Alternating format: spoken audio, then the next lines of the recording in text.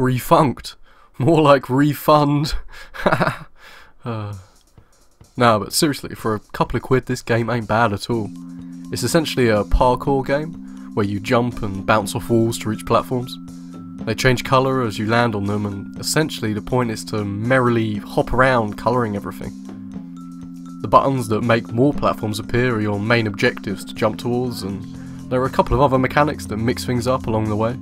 There's elevators that bring you up higher and provide more height to your jumps, and tubes to go through. I must say, it is weirdly satisfying trying to colour all the tiles. They make this really nice soft crunch sound that's pure porn for your ears. It's an insanely simple and small game, really.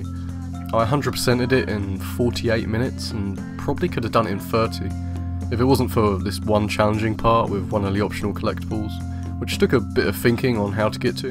But aside from that, it's not difficult by any stretch. That's by no means a criticism though. I don't think it's supposed to be particularly challenging. It's more of a novelty experience, a little thing made by just one guy. I do wish there was more of it though.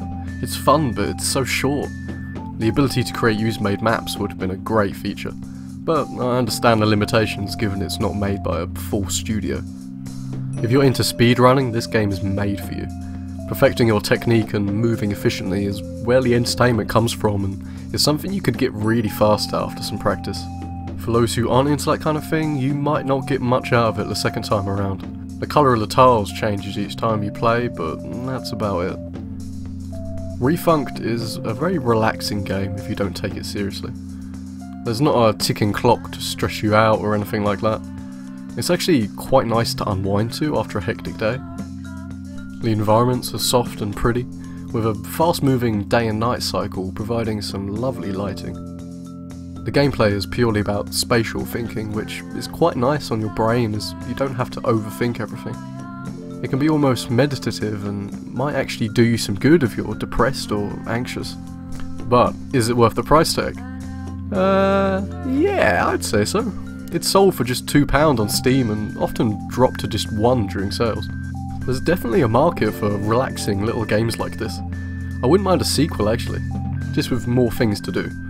Maybe some speed challenges or extras that alter mechanics like adding a double jump or lowering gravity. But yeah, definitely get this game if you've got a spare £2. It's a really nice way to spend an evening. If you've played Refunct, what kind of features do you think they could add to a sequel? Leave a comment if you've got some thoughts. Peace.